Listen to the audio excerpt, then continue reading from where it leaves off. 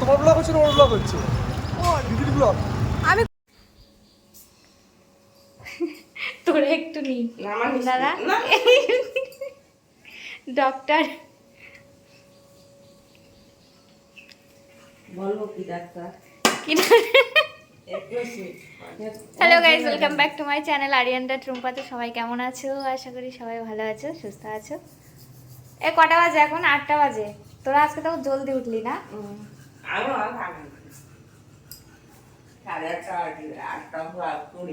আমার বাড়ি থাকলে আমার লেট হয়।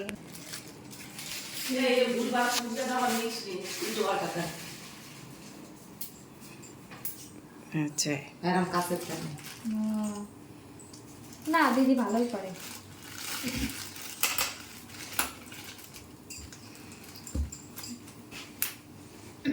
এই চাটা কার কাছ থেকে বানানো শিখেছি জানিস?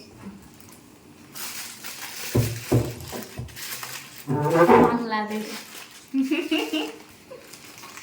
তহিদ ওইটা আমার নে, কোনো চাপ নেই। আমি নেই সোশ্যাল মিডিয়ায়। চিনি কই কারোর ইসে কারোর ওই যে খুঁজে পাওয়া যায় না।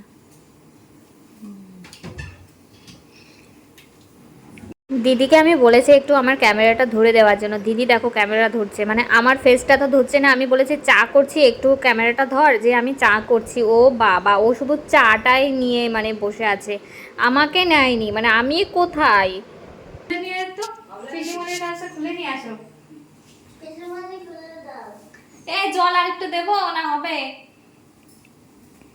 বন্ধ করে দিলাম, আবার চা হয়ে গেলে আবার চালাবানে এতে হয়ে যাবে। এটুকু নিচে হয়েছে, দে না, খুলে দে।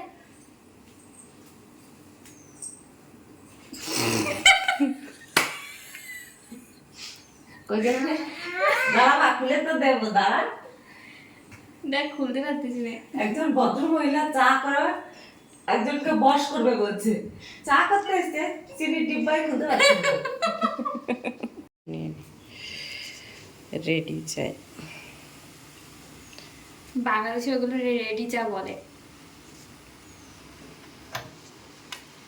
কালার দে বল না, চাই চাই। তো এখানে চা রেডি। বিস্কুট নিয়ে আয়।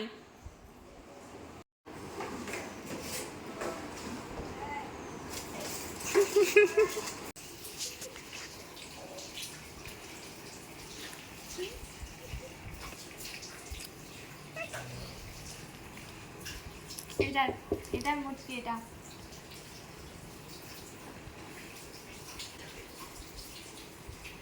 নে হইছে।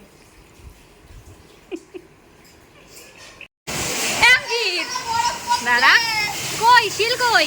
ওই যে খাবে ওই কত শিল পড়ছে। ও মাই গড, এই ওই আরে ওই যে আসো শিল বাবারে।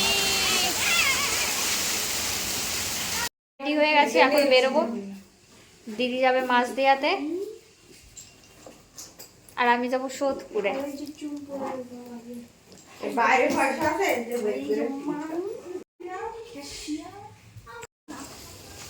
তো বাইরে প্রচুর বৃষ্টি, বৃষ্টির মধ্যে বেরিয়ে যাচ্ছি কারণ সোমা আসছে ওই ট্রেনে। সোমাও যাচ্ছে আমার সাথে সোদপুরে। সোমা বাড়ি থেকে বেরিয়েছে, এখন আছে নৈহাটিতে। তো সোমা বলছে যে ট্রেনে ও যাচ্ছে ওই ট্রেনেই আমাকে উঠতে। আর দিদি যাচ্ছে মাছ দিতে। ভেবেছিলাম দিদির সাথে একসাথে বাড়ি চলে যাবো। তা আমাকে আবার রাত্রিবেলা ফোন করে বললো আজকে শ্যুট। তো চলো, বৃষ্টির মধ্যে শ্যুট হবে আজকে। দি পারবি তুই? আমার কাছে দে একটা। সেই বৃষ্টি আজকে, বৃষ্টি তোদের ওখানে হয়? তাই আমি তো বলছি তোদের ওখানে বৃষ্টি হয় না। শিল পড়ে? তাই কি বলে বরফ বলে। তোদের ওখানে শিল পড়ে, শিলটা বরফ বলে।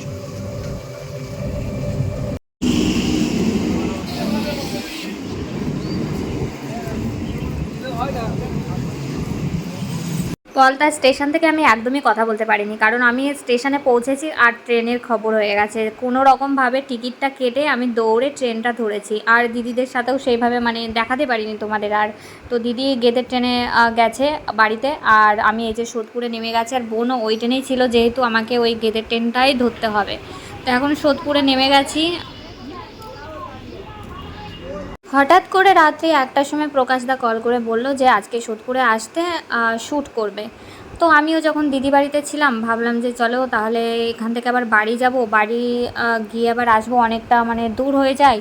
তো পলতায় যখন আছি, তো পলতা থেকে সোদপুরটা বেশি দূরে না, তো পলতা থেকে সোদপুরে শ্যুট করে তারপর বাড়িতে চলে যাব। তো ক্যামেরা ধরার জন্য পিঙ্কি তো নেই, পিঙ্কি বাড়িতে, ওর একটু প্রবলেম আছে, মানে ফ্যামিলি প্রবলেম, যার জন্য ও বাড়িতে রয়েছে, আসতেই পারবে না। তারপর কি করি, বোনকে ফোন করলাম, বোনকে ফোন করে বললাম যে তুই আয়, এরকম ক্যামেরাটা ধরে দিবি। বললো ঠিক আছে। ক্যান্সেল করতে পারলাম না, কারণ ওই যে বললাম যেহেতু এসছি আমি এখানে, তাই আর ক্যান্সেল করলাম না। তোমার ব্লগ হচ্ছে না ওর ব্লগ হচ্ছে? দিদির ব্লগ। আমি করি না তো। ও ম্যাডাম কি বলছি, তোমরা কি ব্লগ করে না? আমি করি না। করো না, আই লাইক তো এখন আছি প্রকাশদার বাড়িতে, ভেতর থেকে আসছে সবাই, আমি আগে আগে বেরিয়ে গেলাম কারণ জল রাস্তায়। মন মানে না সংটায় রিহার্সেল দিচ্ছি, বিট প্রকাশদা বানাচ্ছে, আর যতগুলো শ্যুট করি প্রকাশদার সাথে ড্যান্স শ্যুট সবগুলো কিন্তু বিট বানাই প্রকাশদায়। আমি কিন্তু ডান্স ভুলে গেছি। স্কিনের কি অবস্থায়? ওই দেখ না কি হয়ে যাচ্ছে। ডান্স ভুলে গেছে, ডান্স ভুলে গেছে।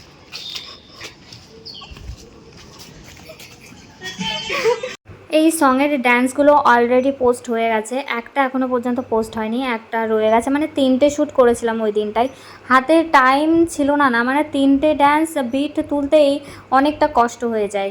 তোমরা অনেকে ভাবো যে কত ইজি, তাই না, যে ক্যামেরার সামনে দাঁড়িয়ে ড্যান্স করে দিলাম, এক্সপ্রেশন করে দিলাম, কত সুন্দর, মানে দেখতে ভালো লাগে, বাট করতে যে কতটা কষ্ট হয় সেটা শুধুমাত্র আমরাই জানি। আর ভিডিওগুলো, ড্যান্স ভিডিওগুলো অলরেডি পোস্ট, ওই যে বললাম, করা হয়ে গেছে। ক্যামেরা সত্যি সুন্দর, কিন্তু বিষয়টা হচ্ছে আরো বেশি সুন্দর লাগছে, কারণ সুন্দর মানুষটা ক্যামেরার সামনে থেকে আরো বেশি সুন্দর হয়ে যায়। আচ্ছা, তো আজকে রুম্পা এসছে সোদপুর অনেক দিন পরে। আর বিষয়টা হচ্ছে আমি অনেক দিন ডান্স ভিডিও বা কিছুই ভিডিও বানানো হয় না আমার সেভাবে রিলে। তো কালকে রাত্রিবেলা হঠাৎ কি মানে চিগার চাপলো আমাদের মাথায় যে আমরা, হ্যাঁ হঠাৎ করে কি মাথায় আসলো না ভিডিও বানানো শুরু করবো, আবার ভিডিও বানাবো। আর ফাইনালি আজকে আমরা 3টে ডান্স ভিডিও বানালাম, যেহেতু হাতে সময় কম ছিল এর জন্য 3টে হলো, নাহলে আরও বেশি ভিডিও বানাতাম। আর হেভি হয়েছে 3টে ভিডিও, সত্যি খুব ভালো হয়েছে। তোমরা রুম্পার ইনস্টাগ্রামে পেয়ে যাবে, আর ইউটিউব শর্টসেও ছাড়বে। হ্যাঁ হ্যাঁ হ্যাঁ, মানে আমরা কোলাপ করেই ছাড়বো। আর তোমরা ওর ইউটিউবেও পেয়ে যাবে, আর ফেসবুকেও পেয়ে যাবে। আর অবশ্যই কিন্তু কমেন্ট করে জানাবে এই ব্লগটা দেখে, যারা যারা মানে বেসিক্যালি ভিডিওটা দেখছো তোমরা রিলের, তারা কিন্তু অবশ্যই কমেন্ট করে জানাবে যে কেমন লাগছে আমাদের ডান্সগুলো।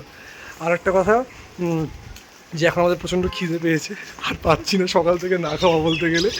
তো এখন যাচ্ছি বিরিয়ানি আনতে, আমরা বিরিয়ানি খাবো। তো চলো। আর রুম্পাকে বললাম যে রুম্পা আমরা কি স্কুটি করে যাবো? ও বললো না চলো একটু হেঁটে হেঁটেই যাই। তো সামনেই যাচ্ছি, সামনেই দোকান, হাঁটাহাঁটি করছি, আমরা হেঁটে হেঁটে বিরিয়ানি আনতে যাচ্ছি। ফালতু বকে দিলাম আমি?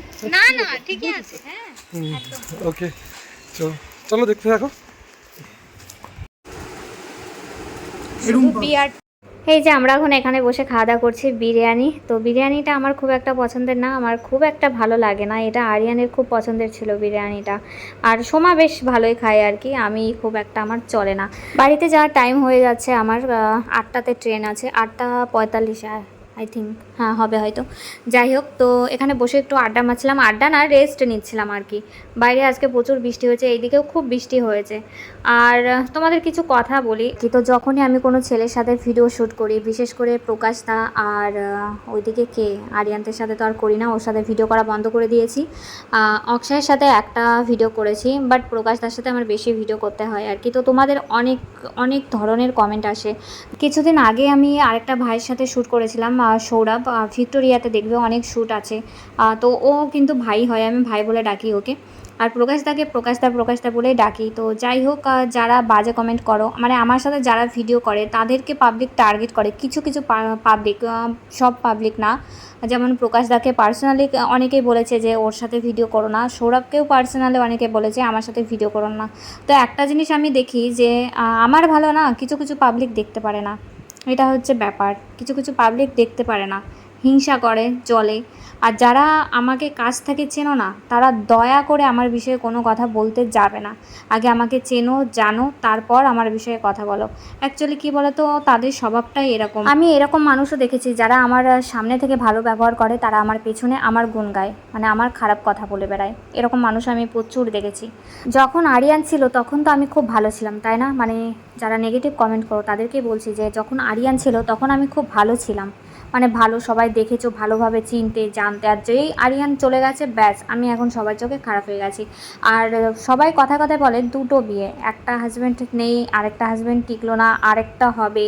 তো তাদেরকে আমি বলবো যে পৃথিবীতে আমি একমাত্র নারী যে আমার দুটো বিয়ে, মানে আমি দুটো বিয়ে করেছি, আর কেউ করেনি, কোনো মেয়ে করেনি দুটো বিয়ে। মানে আমি বিশাল বড় একটা অপরাধ করে ফেলেছি, এটাই বোঝাতে চাই আর কি। তো যাই হোক, বেশি কথা বলবো না, বাড়িতে চলে এসেছি। তো আজকের ভিডিওটা এখানে আমি শেষ করছি। নেক্সট ব্লগ নিয়ে আবার আসবো খুব তাড়াতাড়ি তোমাদের সাথে কথা বলতে। ততক্ষণে চলো বাই, টাটা, গুড নাইট। সবাই খুব ভালো থেকো, সুস্থ থেকো।